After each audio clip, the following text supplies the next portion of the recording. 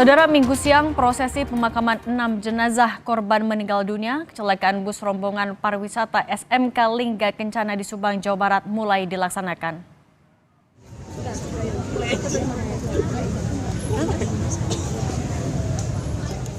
Korban yang dimakamkan pada Minggu siang adalah Suprayogi, Intan Fauzia, Mahesa Putra, Intan Rahmawati, Dimas Aditya, dan Robiatul Adawiyah.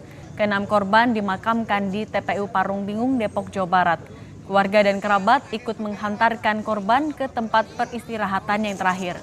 Keenam korban merupakan bagian dari 11 korban tewas akibat kecelakaan bus di Ciater pada Sabtu kemarin.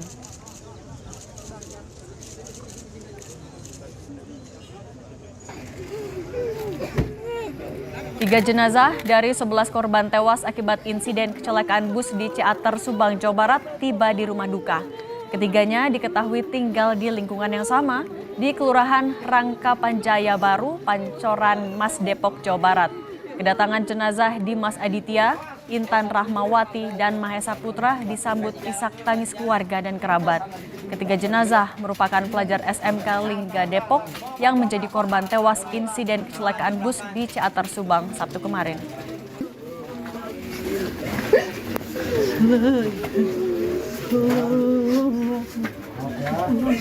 Rumahnya mana ya? Di bawah. Pak, rumahnya turunin aja. Nah, ini di bawah pesawat mobil yang dua. Nah, yang dua pesawat mobil. Tadi dikit lagi, Pak.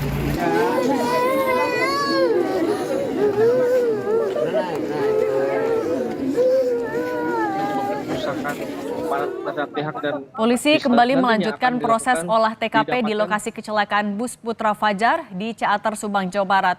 Polisi juga melakukan 3D laser scanner di 13 titik. Proses ini dimulai dari titik awal mobil kehilangan kendali hingga lokasi bus terbalik dan menabrak tiang listrik. Kakor Lantas Polri Irjen Aan Suhanan menyebut tidak ditemukan jejak pengereman di lokasi kecelakaan.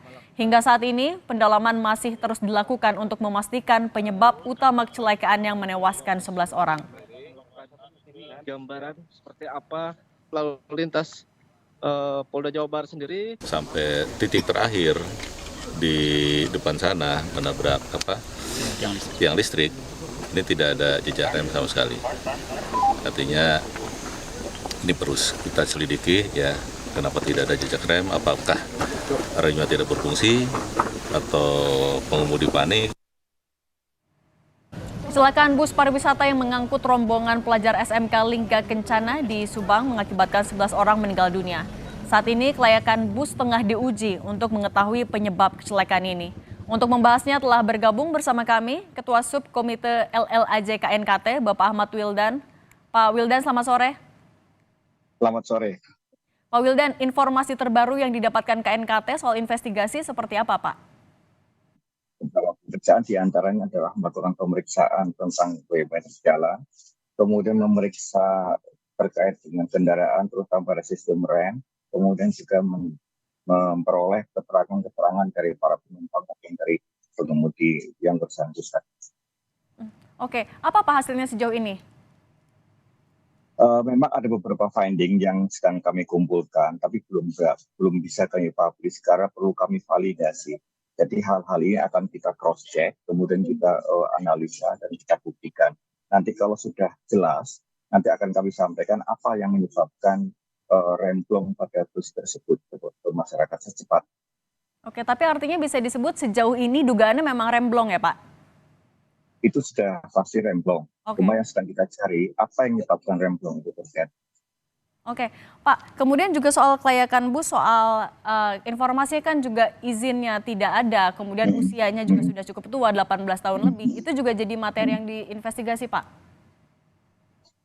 Sebenarnya kita nggak masuk ke ranah-ranah yang bersifat administratif tadi ya. Okay. Jadi itu secara administratif memang tidak memenuhi persyaratan teknis dan persyaratan layak jalan. Namun yang ingin kita buktikan di sini, ketidakterpenuhan persyaratan teknis mana yang menyebabkan terjadinya kegagalan pengereman ini. Kemudian terkait dengan masalah berizin atau tidak berizin itu adalah kaitannya dengan persyaratan aspek legal daripada bus ini, dan ini adalah urusan kewenangan daripada Kementerian Perhubungan. Demikian juga masalah usia kendaraan. Kendaraannya masih muda juga bisa jika terjadi malfunction pada sistem remnya dan sebagainya bisa mengalami kegagalan pengereman. Jadi di sini kami lebih fokus pada sistem yang ada di bus ini, persyaratan teknis apa yang menyebabkan terjadinya kegagalan pengereman ini. Oke. Ini terkait tidak ditemukannya jejak rem, ini juga jadi salah satu temuan KNKT ya Pak? Iya, karena dengan tidak adanya pengereman artinya tidak dilakukan pengereman. Nah, tidak dilakukan pengereman ada dua kemungkinan. Pengemudinya tidak mengerem atau pengemudinya mengerem tapi sistem remnya tidak berfungsi. Kalau dari keterangan awal pengemudinya mencoba melakukan pengereman tapi memang tidak berfungsi. Oke. Pak, kalau dari sejauh ini dari investigasi KNKT, artinya apa catatannya Pak? Apa evaluasinya? Nah, ini menjadi perhatian agar para pengemudi kendaraan besar ya terutama. Ada dua hal yang harus diperhatikan. Yang pertama, biasakan sebelum melakukan operasional kendaraan itu melakukan pemeriksaan dini atau rapid inspection, terutama pada sistem rem. Karena semua kegagalan sistem rem itu tidak serta-merta terjadi pada saat kendaraan beroperasi, selalu diawali. Jadi kalau mereka melakukan pemeriksaan dini atau rapid inspection, maka hal itu seharusnya sudah terdeteksi dari awal dan pengemudi bisa memutuskan untuk tidak melanjutkan perjalanan. Yang kedua, pada saat melalui jalan yang menurun atau menanjak, pahami teknik menggunakan teknologi pemindahan gigi yang ada di kendaraan.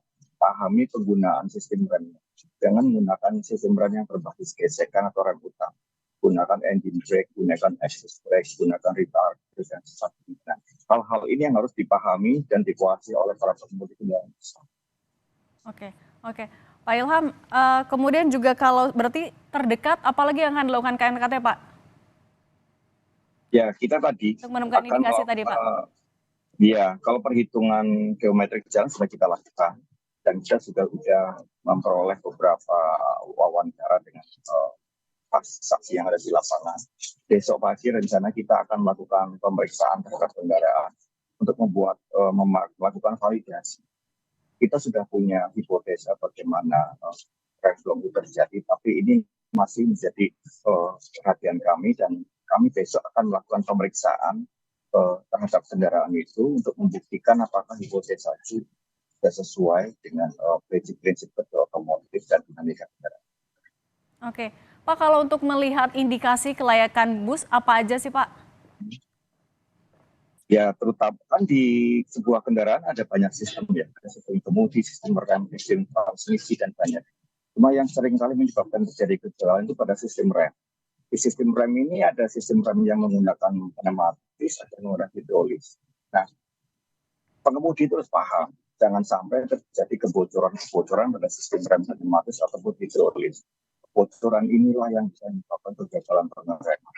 Juga terkait dengan kampas rem. Kampas rem ini kaitannya dengan travel stroke, jarak kampas menuju tromol, dan sebagainya. Nah, ini harus menjadi perhatian bagi para pengemudi. Bagaimana cara mendeteksi tidak adanya kebocoran pneumatis? Bagaimana cara mendeteksi tidak adanya kebocoran hidrolis? Bagaimana memastikan kampas remnya ini aman? Kalau itu sudah tercapai semuanya, insya Allah maka tidak ada masalah dalam sistem rem kendaraan. Oke, baik. Nanti kita lihat juga ya Pak berarti apa hasil dari investigasi KNKT. Terima kasih banyak Ketua Subkomite LLAJ KNKT, Pak Ahmad Wildan. Terima kasih banyak Pak. Sehat selalu.